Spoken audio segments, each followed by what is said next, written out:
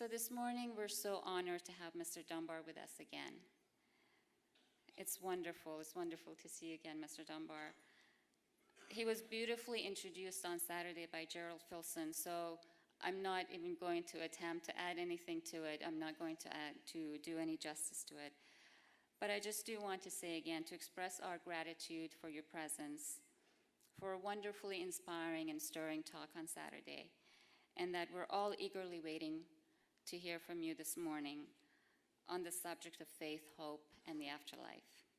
So without any further ado, Mr. Dunbar, please.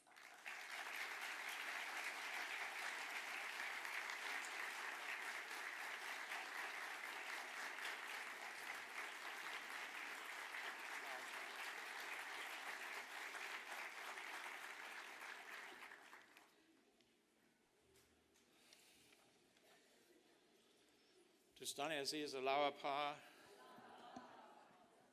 They've got the light shining in my face, but I think there's some of you out there. I see some. Well, I was asking the master this morning, what do these people need to hear? You know, they're all solid Baha'is for centuries, 5th generation, 4th generation. My goodness, what can I possibly add? But maybe he'll help us. We'll all be inspired in some way to add joy to this occasion and hopefully inspiration for you for the days to come. What a subject. Faith, hope. And if that wasn't enough, then the afterlife is added on to it. Let's talk a little bit about faith. You know from some answered questions, which is such an essential text that we should be studying individually. Someone was saying that they had heard here or there that we didn't need to study the Gone and some answered questions anymore because we have the Ruhi books. And I was saying that these are essential. These are in the writings. The importance of these are in the writings of Baha'u'llah himself and of Abdu'l-Baha and of the Guardian. And the House of Justice has never said such a thing. So that may be the view, and maybe some of the people are satisfied with just having Ruhi books. I don't know how that is. But I think beyond that, we have an obligation to learn these texts for ourselves. If there's some discouragement to having classes, taking people's time for it, still individually, we have our relationship with Baha'u'llah that has to be nurtured and strengthened and developed. Now, that doesn't mean that the Ruhi books aren't important. The House of Justice encouraged the institute process with the basis of the Ruhi books. I think that if you're a sound studied Baha'i, you could say that the Ruhi books doesn't teach me anything new. But that's not the point. The point is that as teachers of the faith, as knowledgeable Baha'is, you would want to know what's in those Ruhi books and understand the method, because you may be pointing people to take the Ruhi, the institute courses. So surely we should be familiar with them and not think in terms of whether we already know it or we don't know it. It has a certain methodology about it that is helping in the progress of the plans. And so we need to be generous, and we need to have some basic understanding of that, I think. And we don't lose anything in that process, surely. But behind that, you have your personal study of the Aktas and the Igan and some answered questions and all these wonderful holy tablets that have poured out of the kingdom on high for our enlightenment. Faith is a kind of mysterious business. I want to relate first a letter of the Guardian written on the Guardian's behalf, actually by a wonderful early Baha'i, Ethel Rosenberg. The Guardian had called her to Haifa in the early 1920s to help with the secretariat work for a time. And one of the friends had written to the Guardian and said, you know, I have dreams, and in those dreams I receive guidance. I wonder if you would tell me if should I follow that guidance or not follow that guidance? That's the sense of it, not exact words, but that's the sense of it. And the letter that comes back from Shoghi Effendi says that indeed guidance can be sent to the believers through dreams, but this is not the normal source of inspiration and guidance. that comes in the writings themselves, in the revelation itself. And because of the fact that the self is very deceptive, our inner self is very deceptive, our prejudices and our loves and our hates, the inspiration that comes to us, the guidance that comes to us, we distort and warp it. Are these words clear? Distort and warp. Because we take that guidance and we pass it through the filter of our understanding, and we say, well, this must mean this, or it must mean that, and we get it pretty close to our lower desires as we can. And that's the danger. So Shoghi Effendi says, when you have a dream with guidance in it, compare it first to the holy writings. Is it in conformity with the writings? If it matches the verses of God, if you can't find anything contrary to the teachings, then you could consider whether you want to act on it or not. But the main source of guidance, of course, for all of us, and many of us never have dreams with guidance in it, obviously, is to follow the verses of God. Shoghi Effendi goes on in that letter that was sent out over his name to say that the inspiration that we receive in dreams is a constant inspiration shining on us at every instant. The Sun of Truth is delivering its guidance, its support, its sustenance to us at all times. But we move away, we change our vision away from it. And he said, even in wakeful hours you can receive this inspiration. And that he hoped that the friends would refine their character to the stage where they would become aware of this. Abdu'l-Baha, in his Travels to the West, he talks about the divisions of the spirit. And one explanation in tablets, also he talks about the divisions of the nafs. And then he has a parallel tablet which says it's the divisions of the ruh. So that you realize that these are interchangeable terms often. Sometimes they're very specific. He does a breakdown of soul, mind, and spirit and makes them three separate things. But sometimes they're really basically one power coming from God. This power of the Son of Truth. This power of the Holy Spirit. This power of the will of God. And all these are titles of the same thing when they're acting in different ways and have different aspects to them. And in that breakdown of he talks, of course, as you know, about the mineral spirit and the animal spirit and the human spirit. And then he talks in the Some Answered Questions about the spirit of faith as the next degree. And then the Holy Spirit, the divine spirit itself as he describes 5. He doesn't put the mineral there, but you find that in other tablets. So above the human spirit is the spirit of faith. And faith, Abdu'l-Baha says in one of his tablets, is conscious knowledge. Not a hearsay knowledge, not a knowledge we kind of hear about and wonder about, but something that is now part of us. And in another place he says the spirit of faith is the effect of the Holy Spirit breathed into the human spirit. In order to have the steady flow of this spirit of faith, which obviously now is not something that you can acquire or buy or have on a permanent basis, it depends on the mirror of the heart being faced towards the Sun of Truth. And then it depends on getting rid of the things that shouldn't be on the surface of the mirror so that it reflects the light clearly, he tells us. You know, he says, cleanse the mirror of thy heart with the burnish of the Spirit. Again, our approach and attitude toward the holy words of God, toward the beauty of this light that shines through them, all of that is essential for us to have a spirit of faith. Now, in other talks and tablets, he describes the spirit of faith. He likens it to the baptism of water and fire that's mentioned by Jesus Christ in the Evangel. This is he describes it as a transformative spirit. I myself am troubled by what he says the Spirit of Truth can produce in your soul, because I see some trace now and then, but I don't. What he talks about, he says, you will then come in with the spirit of faith to all knowledge.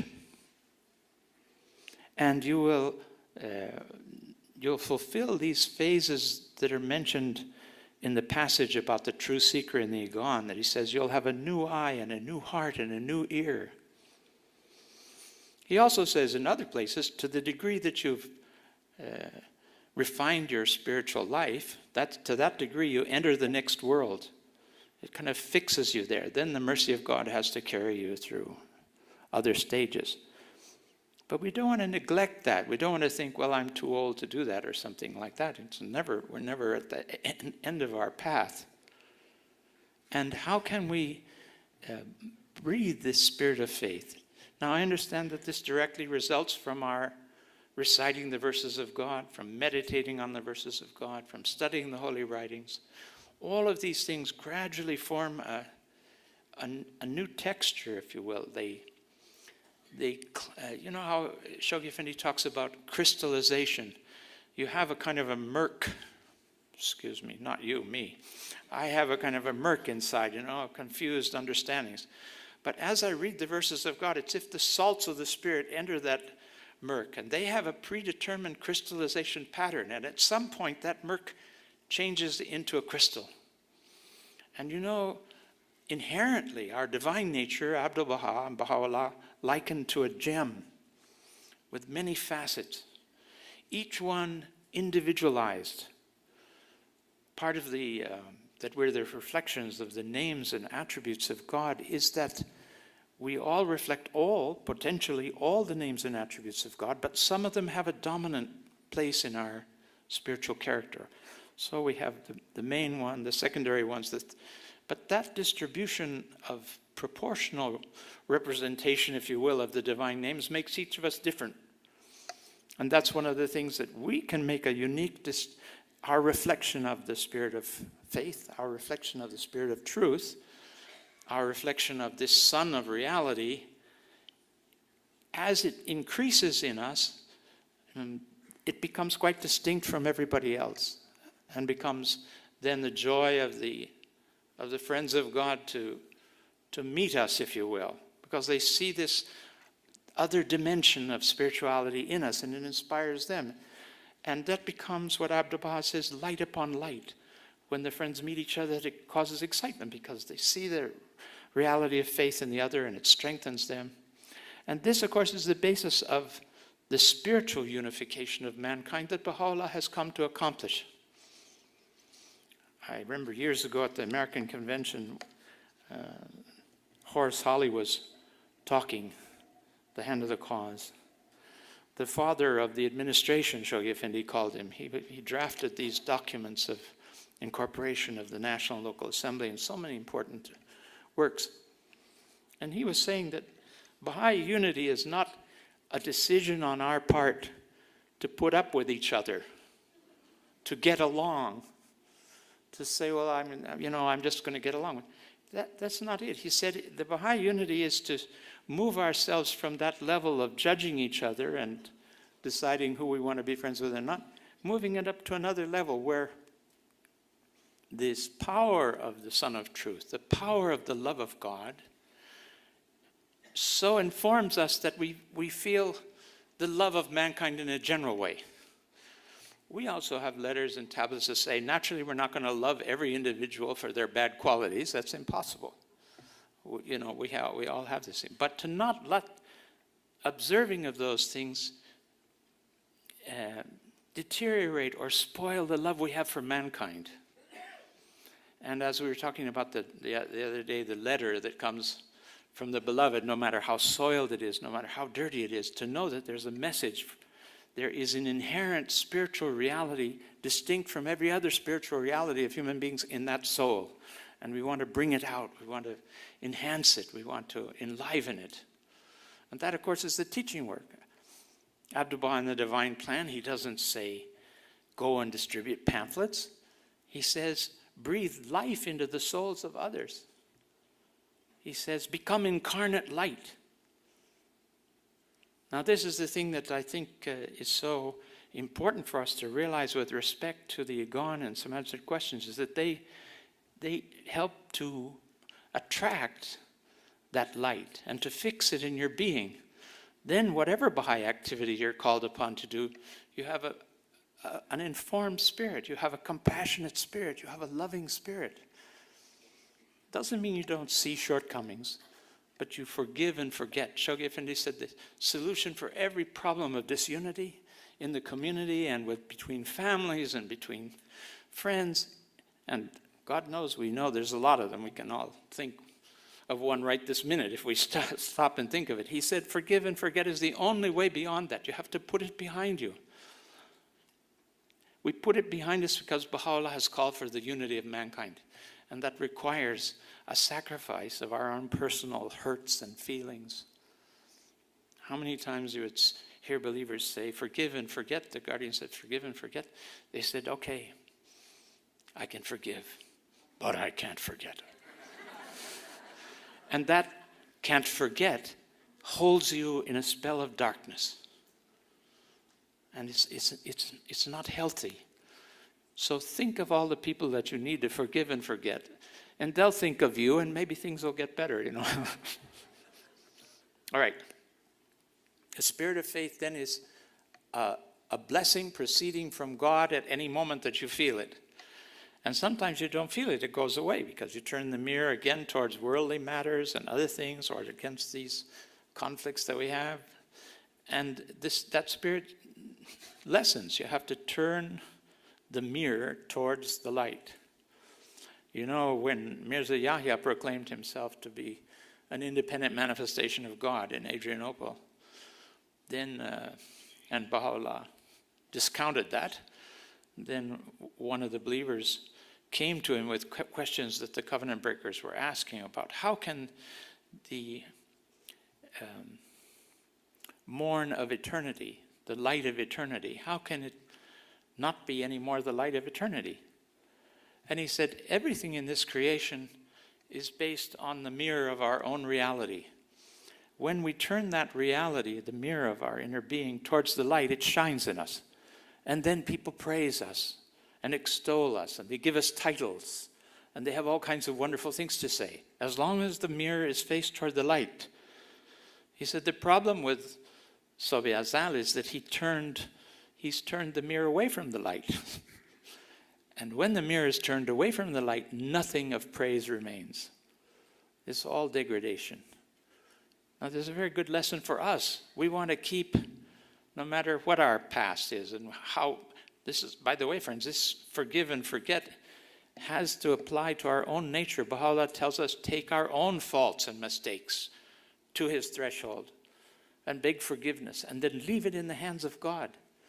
If we fall down, we say, oh, I fell down because I made a terrible mistake, and I'm not getting up again. This is the end of our spiritual growth. He says he's the ever-forgiving and the all-merciful. You have to trust that he can take anything you can give him. I mean, if he offers a total forgiveness to Mirza Yahya in the Kitab-i Aqdas, what can we do to spoil that for ourselves? We really can't. There's that marvelous passage in the end of the Gleanings where he says, if it weren't for the mistakes of the friends, how would the name of God, the All-Merciful, shine forth? The ever-forgiving shine forth. So let us also remember we have to forgive ourselves.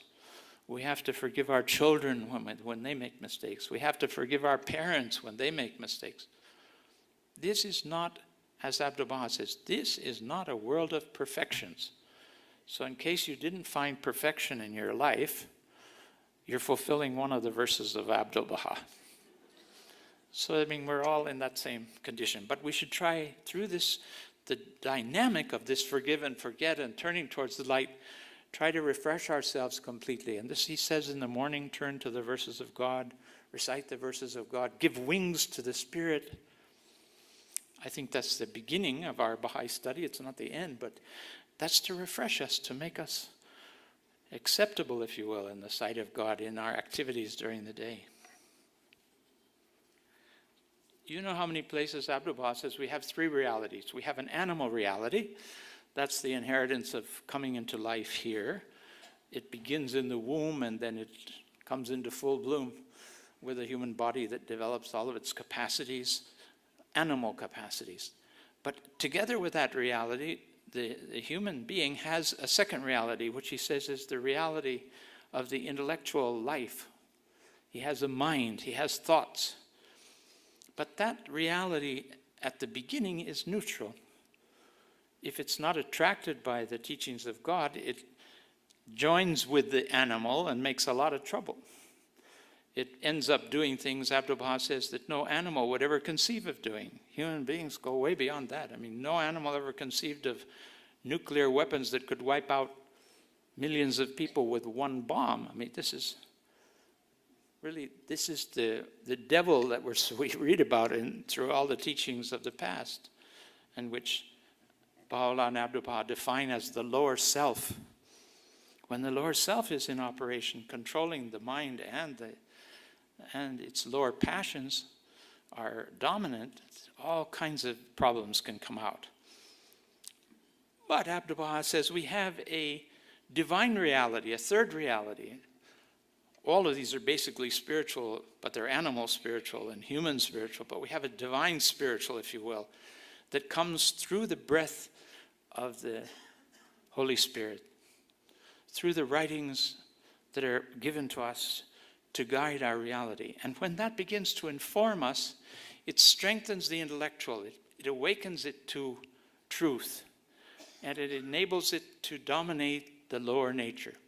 Not that we don't have temptations and we don't have bad thoughts sometimes, but it gives us a means of controlling those, of keeping them in their place. If you remember Abdu'l-Baha in one place, he talks about the body is like a horse, and the soul is like the rider on the horse. If the rider doesn't have control of the horse will carry it wherever it wants to do and throw it off a cliff or whatever. We don't know what it does. It leads to madness. But if the soul dominates the body, controls the lower self and the passions, then that mount on a horse becomes a royal thing. And he can take the horse, or she can take the horse, and she can go wherever they want to go. They can go up places that they wouldn't easily go on foot because they have control of this lower self. That's what he calls us to, he invites us to. And I think that's this same quality of faith. The faith that then pervades our lower being and keeps it in check. Doesn't go away. Shoghi Effendi says that it requires the chaste and holy life, for example, he says requires daily vigilance. He doesn't say requires daily vigilance before the age of 25. He says daily vigilance. We still have imagination. And that imagination, oftentimes we get an imagination that's inappropriate and we dress it, or we undress it and make trouble for ourselves. The imagination is wonderful because it allows us to form images from the words of God. But it also, if we indulge it and expose it to things that are not appropriate, guard thine eyes from all save my beauty, Baha'u'llah says. These are the lines. He gives us the guidance to get through to the afterlife safely, to preserve the flame of the soul. Abdu'l-Baha says that the flame of the soul, the best condition for it is to have tests and difficulties and calamities. That makes it burn bright. The wind makes the fire brighter. Strange, he says in some place. I don't know if I mentioned this in the other talk, but strange, he says, that I rejoice in your sufferings. It's because Abdu'l-Baha knows that those things that God sends us and that we suffer, and by the very nature of things we're going to suffer. I mean, how many people have lost their mother and you want to complain to God, I lost my mother, but it's part of creation. Somebody wrote Abdu'l-Baha, he said, I prayed and prayed that so-and-so wouldn't die, and then they died. So what's the use of my prayer? Maybe the prayer should help you to resign yourself that this is the part of the creation of life. Abdu'l-Baha says if everybody that prayed that nobody die, if their prayer was answered, the world would be completely overpopulated and no one would go to the next world and to the great reward and rejoicing that they're destined for. And sometimes we have to think about these things. Naturally, you have a grief in loss of loved ones. and things are mysterious. But those tests keep the soul on course, if indeed it turns to prayer to understand and resolve the sufferings. And I know all of you have different levels of these in your being.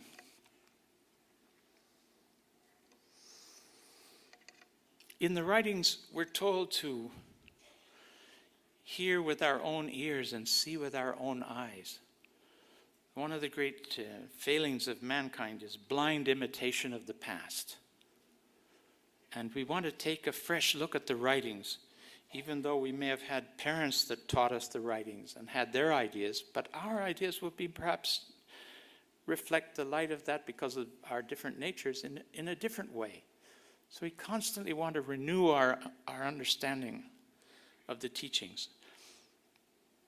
And the Bob, for instance, in his writings says we have various levels of vision. We have the vision of the human level, which is a source of much information and inspiration to us. But then we have that of the spirit, and we have that of the intellect, and finally we have the eye of the inner spirit.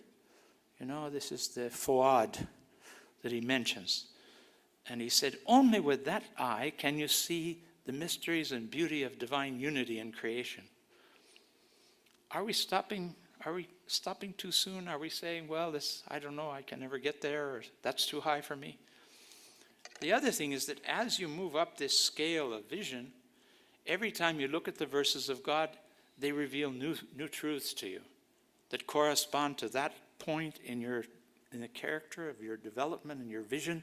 They correspond, they lock in.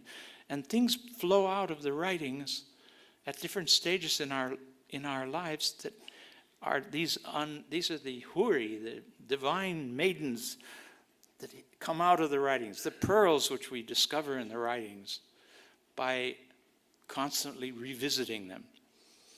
We're never going to finish reading the Agon. We're never going to have enough of the hidden words, because with every day that passes and every week that goes on, those will have a new significance for us. Hear with thine own ear and see with thine own eyes. Then Baha'u'llah goes further than that. He tells us, if you want to behold me, you have to behold me with my own eye and hear my verses with my ear.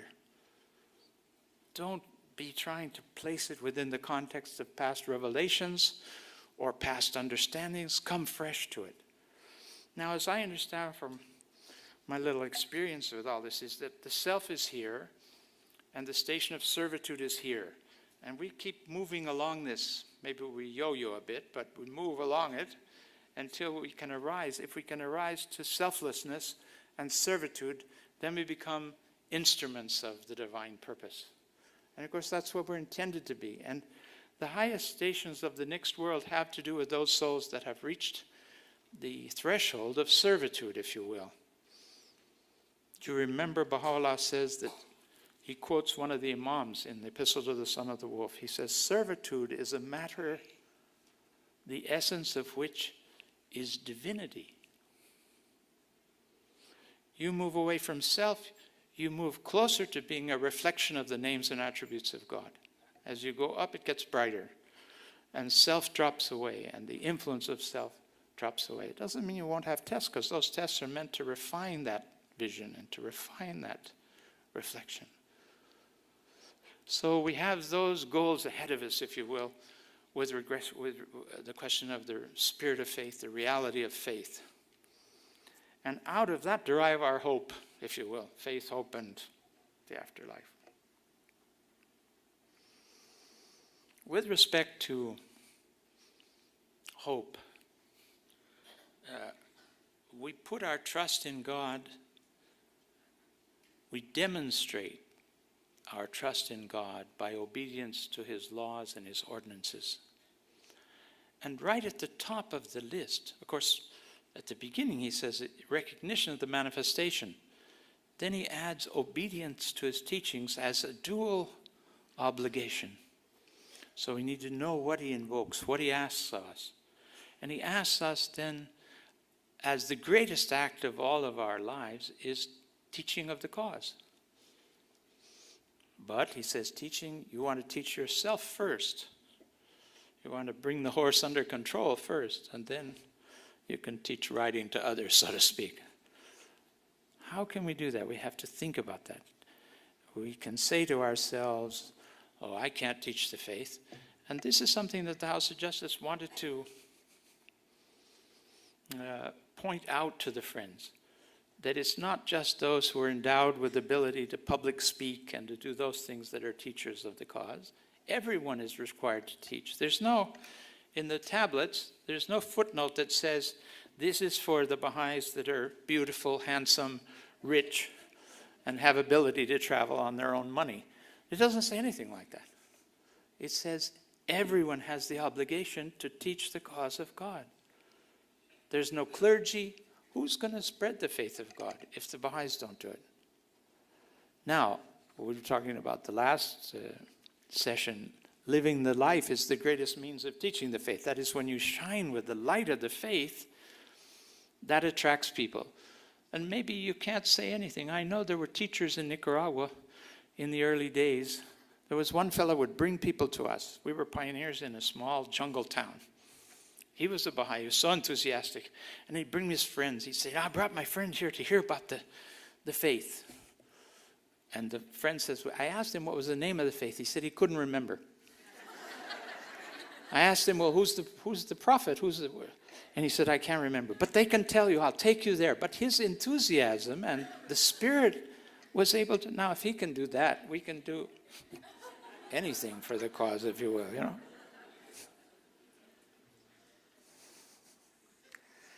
Instructions for teaching. We have a marvelous compilation on the power of divine assistance prepared by the House of Justice with its research department and then sent out to the Baha'i world several decades ago. But these, of course, are all filled still with very valid information. When you want to arise to teach, Shoghi Effendi over and over says you have to disregard your own shortcomings. If you want to say to yourself, look, I lived a life, I was a businessman, or I wasn't, or whatever I was, that how can possibly God use me as an instrument to teach the faith? We neutralize ourselves. He says you can't do that. You will become discouraged, you will become depressed, and you'll never move. So you have to disregard. It means put out of your mind that I don't have enough knowledge, I don't have enough wealth, I'm not pretty enough, or whatever you think it is. Put it out of your mind. The next stage of the letters says you must rehearse, you must review the divine promises. You must take hope, if you will, in the divine promises. Trust in them. And in one wonderful letter of the Guardian during the crusade, he said, let the doubter arise and put to test the promises of God. Arise and do something and see. Then you find these promises are fulfilled in you. They're animating you. They're setting you in a new direction.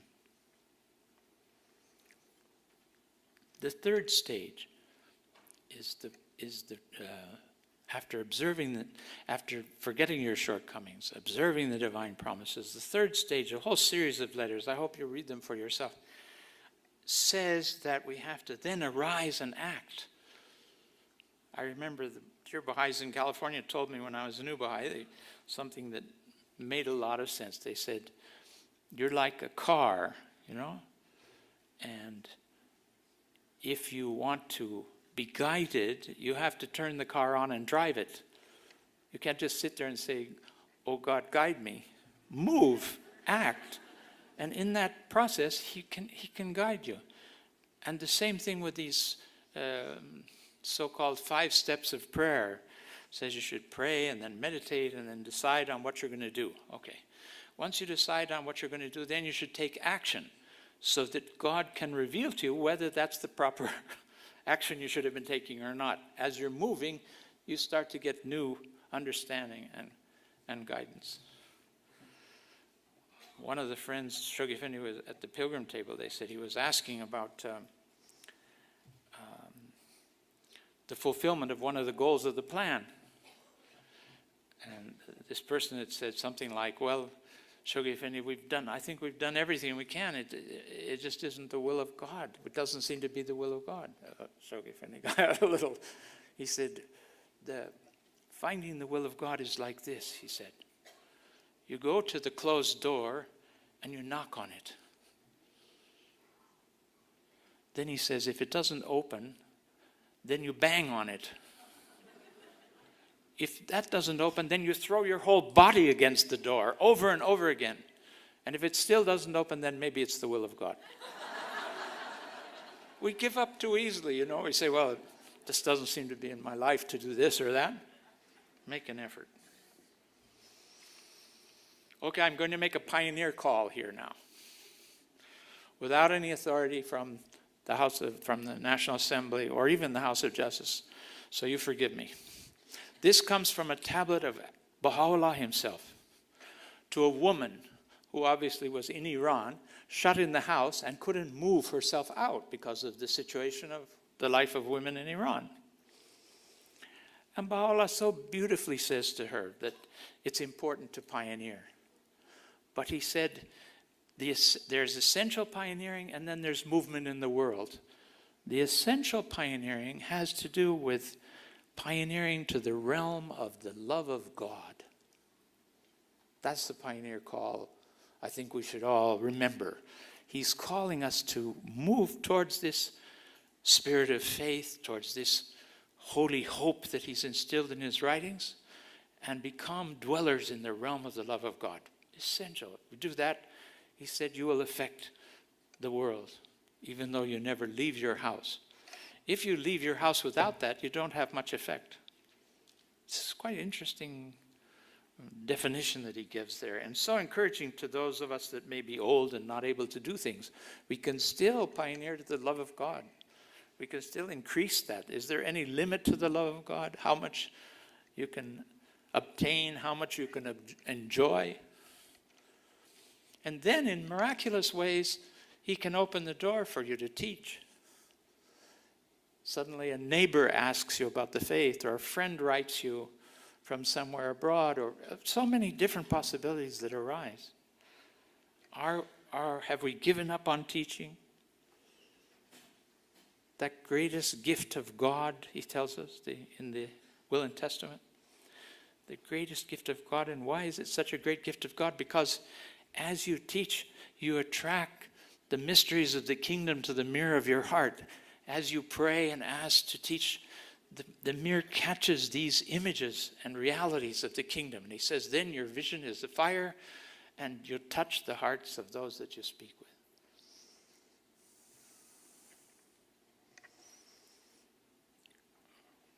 We were mentioning earlier about, how are you doing for time? We mentioned earlier about the embryonic stage, the physical stage, and finally the stage of heavenly influence in our life. And these three stages all have to do with the afterlife. And each one reflects into the other. For instance, Abdu'l-Baha says in quite an interesting two passages, he says that the gifts of the Spirit are circling around the soul in the same way that the powers of the physical being are circling around the embryo in the womb, waiting for the embryo to reach that stage where that gift of sight or hearing or whatever you might be enters into the embryo.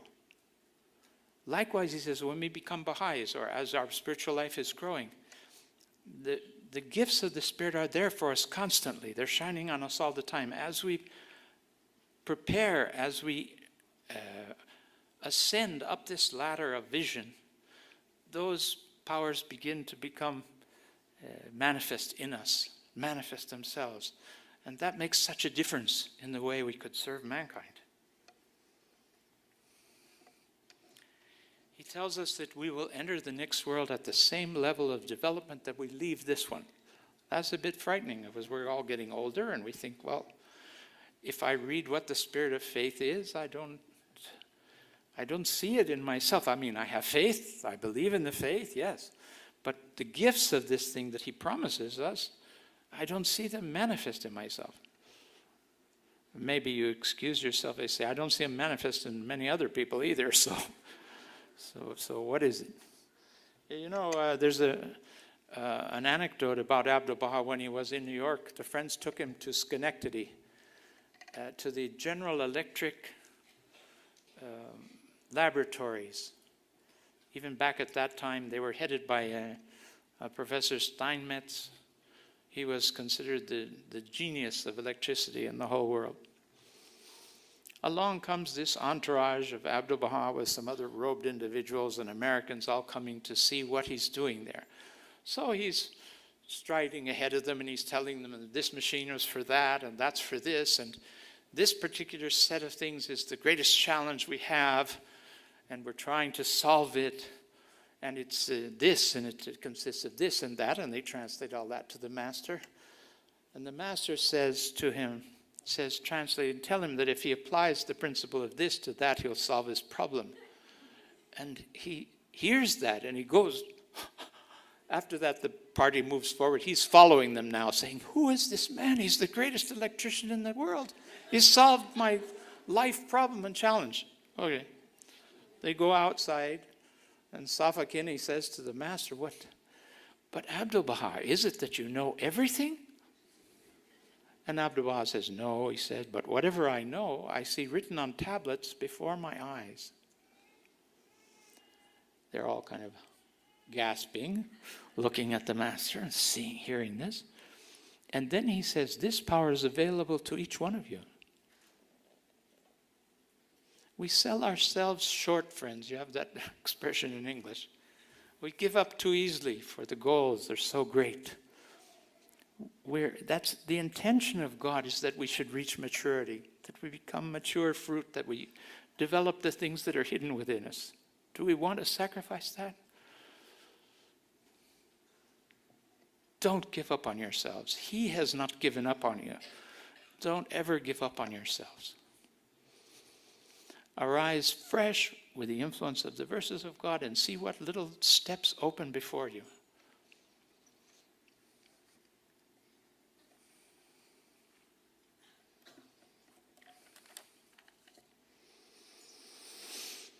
All of this, of course, comes from the manifestation of God. You know, I was reflecting. Sometimes the small things, annoying things of the present development of the faith, and that this happened 30 years ago too with other things, but now there's present day things about the plan. You know, you may have some bother about the plan. Somebody's pushing you too much to do this or that, and you don't like it. So all those things, somehow we have to relate back to the manifestation and understand how he came. Single and alone he came. And think of the vision that Baha'u'llah gives us that's so far ahead of science, that the universe is without beginning and without end. It's endless. There's no, you know, the Hubble spacecrafts, and now they've gone out there and has this telescope, and they looked right away, they focused at what they thought was the end of the universe, and they got there and they saw that the same universe that was there continues on forever as far as they can see. So there's no end to it. And if I could derive my own understanding from the tablets, the purpose of creation, of this physical creation, of this phase after human beings are born into the physical universe, is that people would come to know and recognize their Creator and move to the next world having learned the lessons of light and darkness and good and evil, move to the next world where they are the objects of the celestial bounties and rewards of God. And that's universal. That everywhere, Abdu'l-Baha says, a planet without creatures, without souls, is like a body without a head. Why would we imagine that the universe is not teeming with every planet, with its civilizations and with its creatures, every one of them receiving a stream, an endless stream, he says, of manifestations of God that appear unto it, inspire them, and move those souls onto the next world? It's just too big for us to kind of put in our little brains, you know. And then the God of all this endless universe, all these galaxies. One of the things in the Hubble, you see something that looks like intestines, all tubes going filled with little sparkling lights. Those little sparkling lights are each galaxies of trillions of solar systems, of stars and solar systems. Then we want to wake up in the morning and when you say, oh God, my knee hurts. Can you help me with making my knee better? Okay, we have healing prayers for those things, but those healing prayers come from the manifestation. And Abdu'l-Baha says the personality of the divinity is in the manifestation, not in the essence. You can't ever get to the essence to address it like a human being. You're free to address your prayers, but they're going, you say, well, I don't pray to Baha'u'llah, I pray to God. Yes, Baha'u'llah gave you the very words wherewith to praise the Creator. So naturally he's involved, but you move beyond that. Shoghi Effendi says, at first you focus on the manifestation, then you move beyond with your prayers, because you see the light and the guidance that's coming through him, and that transforms you. The role of the manifestation is essential in creation. Think of, again, we go back to the gleanings. He says, all beings live, move, and have their life in the manifestation of God. And Baha'u'llah in the Haykal says that we're like fish in the sea of his reality. Now, the fish in the sea, sometimes they say, what water? I don't see any water. Where's the water? We're immersed in the reality of Baha'u'llah. This Sun of Truth, okay, is a focus, but actually the other image is a sea. We're constantly nurtured by that sea. And if it weren't for that bounty, we wouldn't have any existence. But we're happy to look at the naturalists, materialists that Abdu'l-Baha says, they're hopeless, like Her Highness the cow, who is able to deny the existence of God without any effort. We have to make theses and write papers and explain why we're atheists. It's interesting to review those talks and see what the Master says, because it helps us perhaps as we were saying, that he's the greatest example of how to approach the public or how to talk to people about the problems of modern life. They're still quite applicable. They're not going to die out. They're part of the essential nature of human beings. The wonderful vision that Shoghi Effendi gives us. It's all right. I've got Victoria on my side. It's wonderful. The wonderful vision that is in the writings about 3 stages of divine grace. One is the diffusion of divine light, the infusion. Let's see if we can get the translator to help with these. Infusion, he says that the manifestations of God, when they come, the spirit that they radiate into the reality of the world makes the world pregnant with possibilities.